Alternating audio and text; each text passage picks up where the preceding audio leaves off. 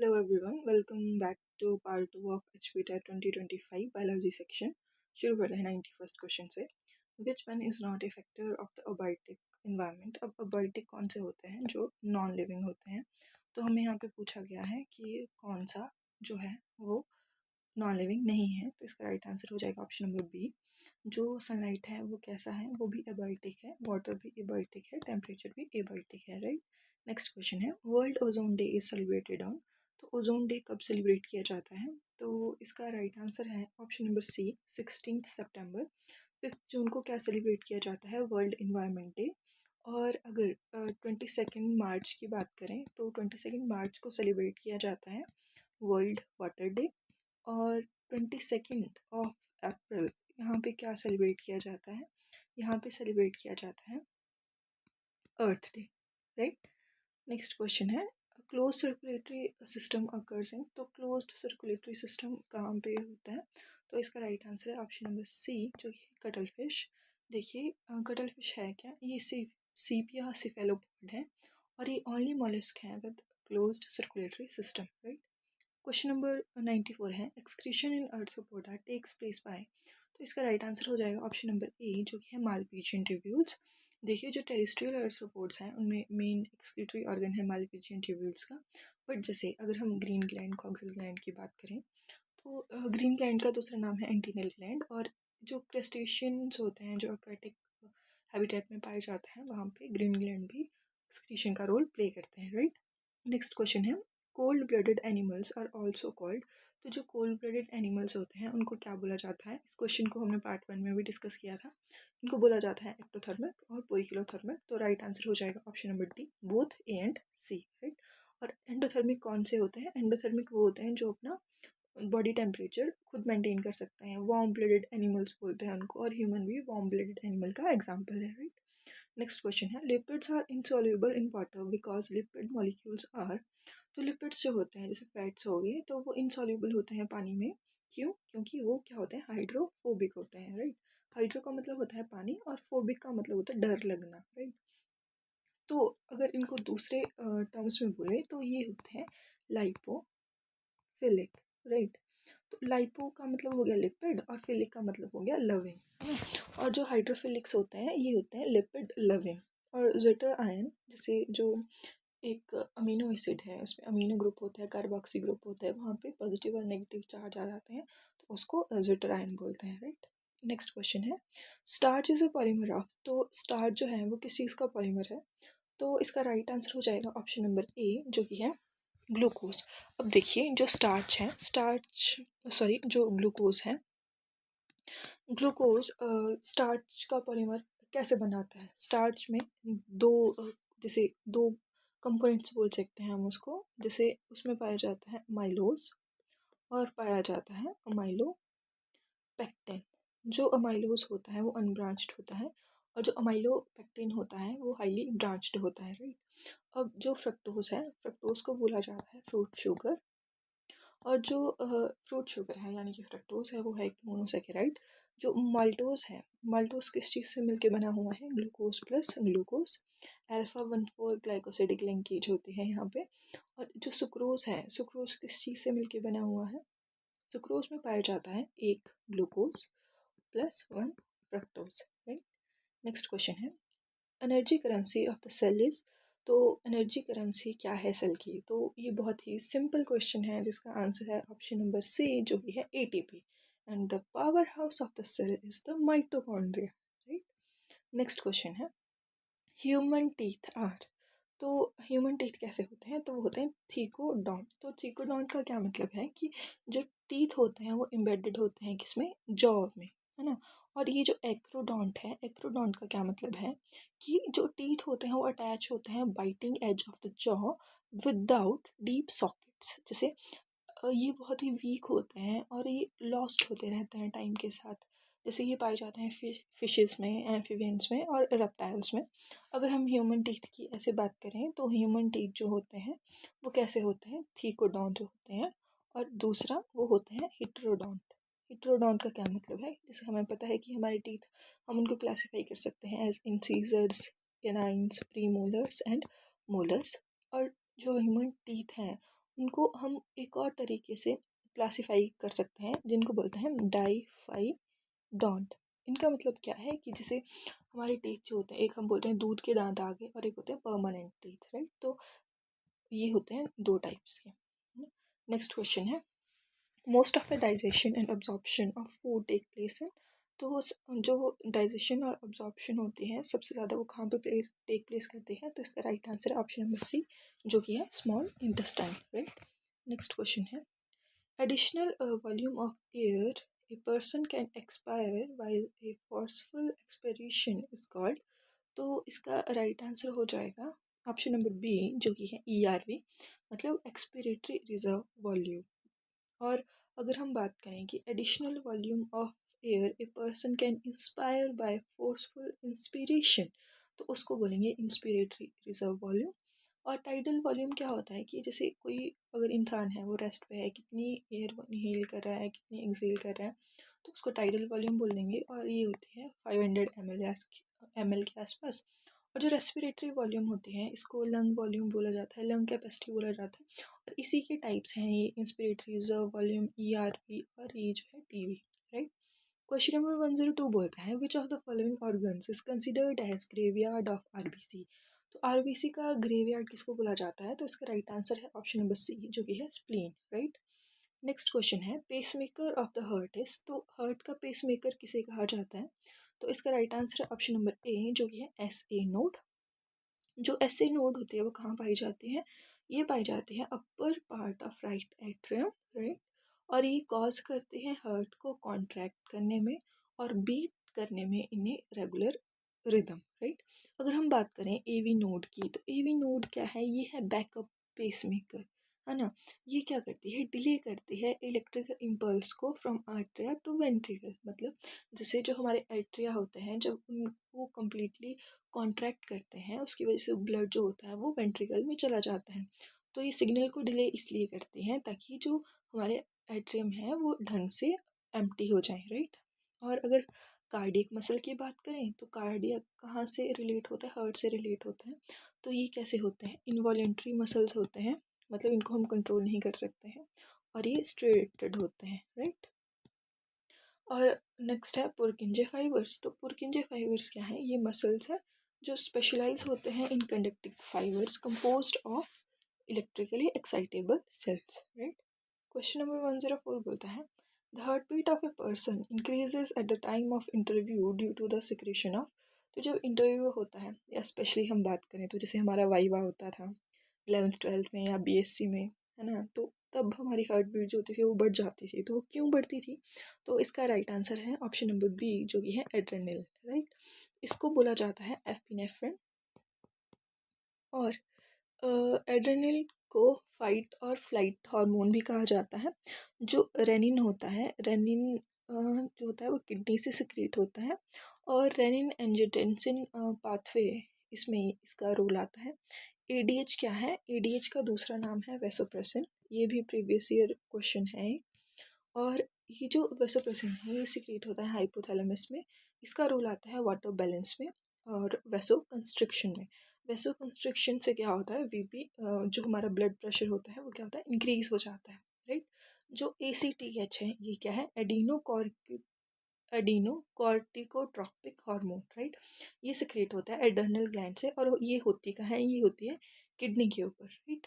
और जैसे कॉर्टिसोल है, जो कॉर्टिसोल होता है उसको स्ट्रेस हार्मोन कहा जाता है। ये हमने पीछे भी पढ़ा था पार्ट 1 में कि जो एब्सिसिक एसिड होता है वो प्लांट में एज स्ट्रेस हार्मोन काम करता है और जो कॉर्टिसोल होता है वो एनिमल्स में एज स्ट्रेस हार्मोन काम करता है, राइट।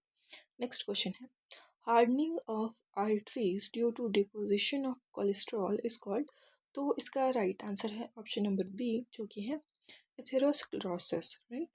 और जो थ्रोम्बोसिस है वो क्या होता है, blood clot inside the blood vessels, जिसकी वजह से जो ब्लड फ्लो होता है वो प्रिवेंट हो जाता है, राइट।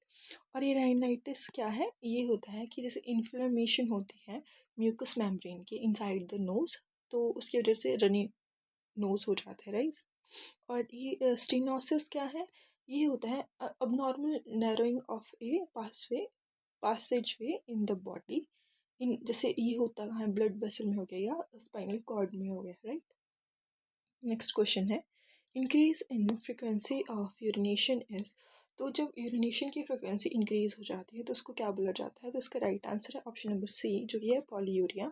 तो ये होता कब है? जैसे किसी को अगर डायबिटीज़ है या प्रेग्नेंट है कोई वुमेन, तो उस टाइम पॉलीयूरिया होता है। अभी ग्लाइकोसोरिया क्या है? जब जो हमारा यूरिन है उसमें शुगर आ जाती है तो वो हो गया ग्लाइकोसूरिया। और जब हमारे मतलब यूरिन में ब्लड आए तो उसको बोलते हैं हीमाटूरिया, राइट। नेक्स्ट क्वेश्चन है, ये क्वेश्चन भी रिपीटेड है। How many ribs are present in human beings? तो ह्यूमन बींग्स में कितने रिब्स प्रेजेंट होते हैं? तो इसका राइट आंसर है option number D, 12 pairs, right. अब देखिए इन 12 पेयर्स में होते हैं ट्रू रिब्स और होते हैं फॉल्स रिब्स और होते हैं फ्लोटिंग रिब्स, राइट। तभी ट्रू रिब्स कौन से होते हैं? ट्रू रिब्स जो होते हैं वो 1 से 7 पेयर तक होते हैं और ये डायरेक्टली अटैच्ड होते हैं स्टर्नम से, राइट। और जो 8th 9th और जो 10th पेयर होता है वो इनडायरेक्टली अटैच होता है स्टर्नम से। और जो फ्लोटिंग रिब्स होते हैं वो कौन कौन से होते हैं? 11th एंड 12th जो होते हैं वो फ्लोटिंग रिब्स होते हैं, राइट। नेक्स्ट क्वेश्चन है junction between axon of one neuron and dendrites of next neuron is called. तो इसका राइट आंसर है ऑप्शन नंबर ए, जो कि है साइनैप्स। अब देखिए जो साइनैप्स होता है वो क्या होता है कि जंक्शन होता है किसके बीच में? एक्सॉन के बीच में। और किसके बीच में? डेंड्राइट के बीच में।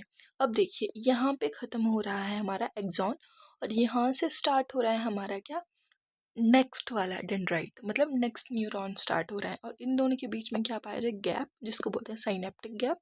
और इस गैप के पहले जो न्यूरॉन होगा उसको बोलेंगे प्री साइनेप्टिक। और इस गैप के बाद जो दूसरा न्यूरॉन पाया जाएगा उसको बोलेंगे क्या? Post synaptic neuron, right. तो इसका सही आंसर क्या हो जाएगा? इसका राइट आंसर हो जाएगा ऑप्शन नंबर ए। और लिगामेंट क्या होता है? लिगामेंट कनेक्ट करता है किसको? Bone to bone. और टेंडन किसको कनेक्ट करता है? Bone to muscle, right. Next question है space between the lens and the retina is called. तो इसका राइट आंसर हो जाएगा विट्रस चैम्बर। तो एक्वस चैम्बर क्या होता है? ये जो फ्रंट होता है हमारी आई का, जो कि फील्ड होता है क्लियर वाटरी फ्लूइड से, उसको बोला जाता है एक्वस चैम्बर। और जो लेबरिंथ और वेस्टिब्यूल है ये है इनर ईयर के पार्ट, जिनका रोल आता है हियरिंग में और बैलेंस मेंटेन करने में, राइट। नेक्स्ट क्वेश्चन है corpus luteum secretes a hormone called. तो कॉर्पस ल्यूटियम एक हार्मोन सिक्रेट करता है जिसका नाम क्या है? प्रोजेस्टेरॉन। प्रोजेस्टेरॉन को हम प्रेगनेंसी हार्मोन भी बोलते हैं। जो प्रोलैक्टिन है, प्रोलैक्टिन का रोल आता है जैसे जब मिल्क की प्रोडक्शन हो रही होती है, मिल्क प्रोडक्शन में प्रोलैक्टिन का रोल आता है। और जब मिल्क इजेक्शन हो रही होती है, मिल्क इजेक्शन में रोल आता है ऑक्सीटोसिन का, राइट। और जो एल्डोस्टेरॉन है वो मेंटेन करता है ब्लड प्रेशर।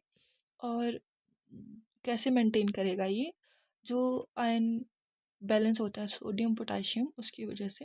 और जो टेस्टोस्टेरॉन है ये क्या है? एक मेल हार्मोन है, राइट।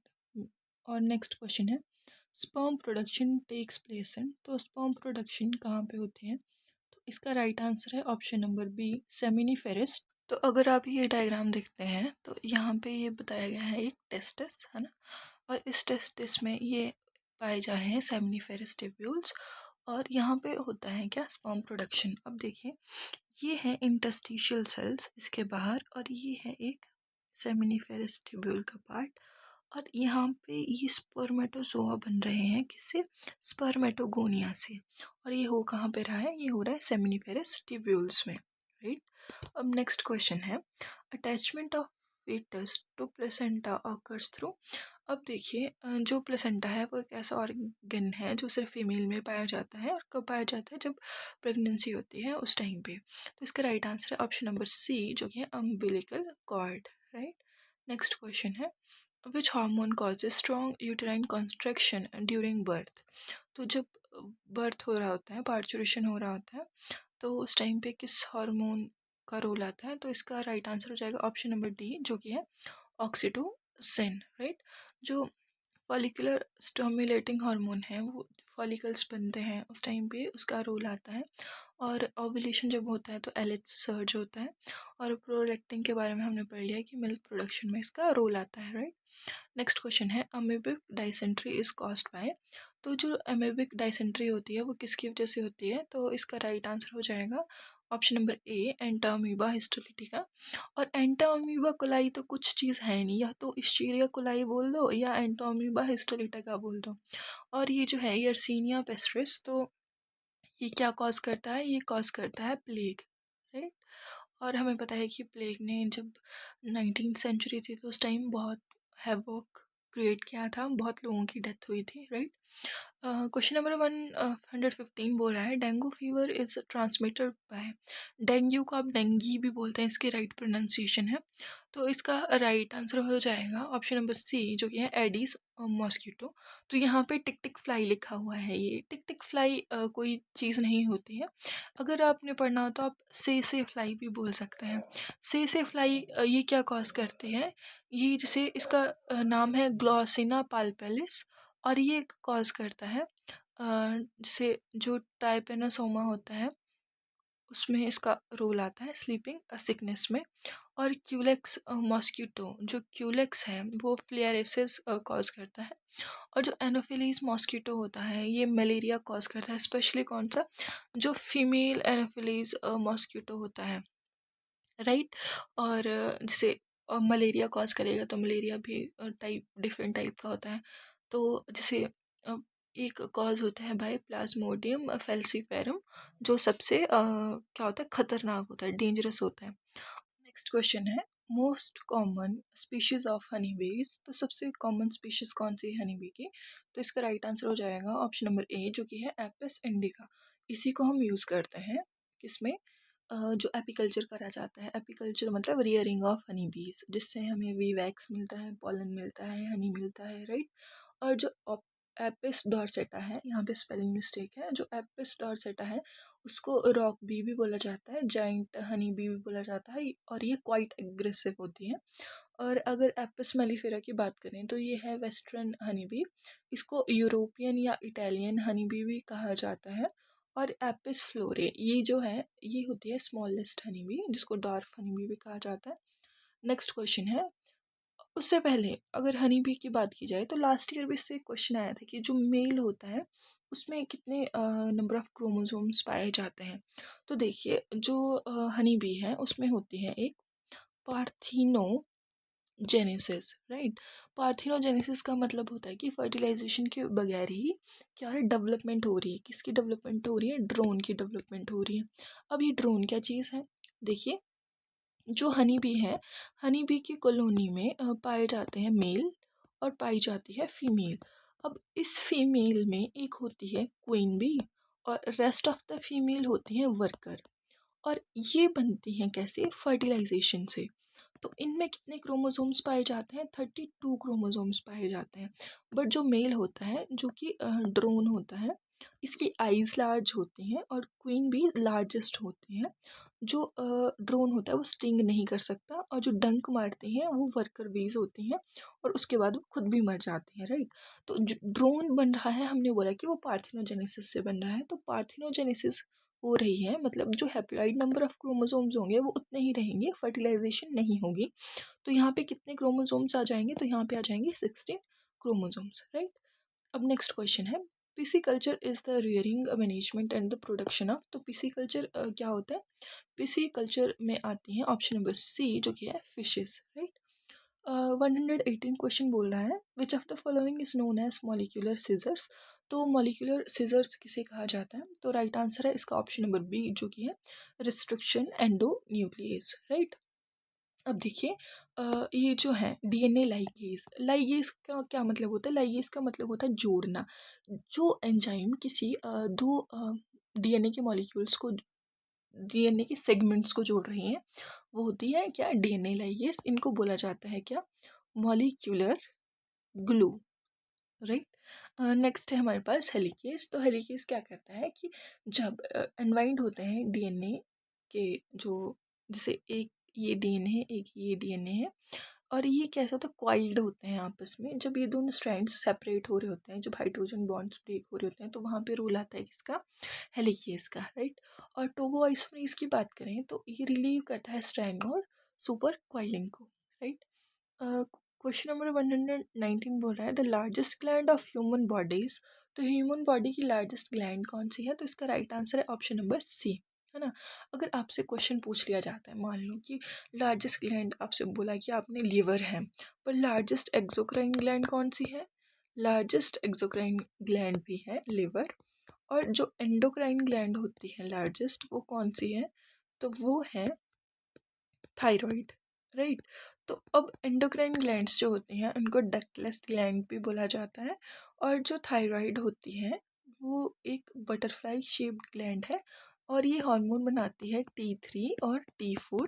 और थायराइड का बहुत इंपॉर्टेंट रोल आता है इन मेटाबॉलिज्म में। और अगर हम बात करें किसकी, पेनक्रियाज की बात करें, तो पेनक्रियाज एक कैसी ग्लैंड है, ये है हेट्रोक्राइन या फिर मिक्स्ड ग्लैंड। मतलब इसमें एक्सोक्राइन पार्ट भी आता है, इसमें एंडोक्राइन पार्ट भी आता है ना। नेक्स्ट क्वेश्चन है HCl सिक्रेशन अकरिंग। तो HCl की सिक्रेशन कहाँ पे होती है, तो इसका राइट आंसर है ऑप्शन नंबर ए, जो कि है स्टमक। अब देखिए स्टमक की जो लाइनिंग होती है वो 3 से 4 दिनों में बार बार रिप्लेस होती रहती है, क्योंकि ये बहुत ही स्ट्रॉन्ग एसिड होता है, राइट। और अगर लिवर की बात करें तो ये सिक्रेट करता है, किस चीज़ को सिक्रेट करता है, बाइल जूस को सिक्रेट करेगा, जो लिपिड की ब्रेक डाउन करेगा। और जो बाइल जूस लीवर सिक्रेट करता है वो स्टोर कहाँ पे होता है, वो स्टोर होता है गॉल ब्लैडर में। अगर हम बात करें पेनक्रियाज की, तो पेनक्रियाज इंसुलिन ग्लाइकोजन को भी सिक्रेट करता है। इंसुलिन क्या करता है, इंसुलिन ब्लड ग्लूकोज लेवल को क्या करता है, डिक्रीज करता है, राइट। और जो ग्लाइकोजन है वो क्या करता है, ब्लड शुगर लेवल को इंक्रीज करता है। अगर थाइमस की बात करें तो थाइमस में क्या होता है कि जैसे टी लिम्फोसाइट्स होते हैं, बी लिम्फोसाइट्स होते हैं, इनका नाम ऐसा क्यों पड़ा है, क्योंकि जो बी लिम्फोसाइट्स होते हैं वो मैच्योर कहाँ पे होते हैं, बोन मैरो में। और जो टी लिम्फोसाइट्स होते हैं वो मैच्योर कहाँ होते हैं, थाइमस में, राइट। इसलिए इनका नाम टी लिम्फ। इसी के साथ आपका बायोलॉजी सेक्शन खत्म हो जाता है।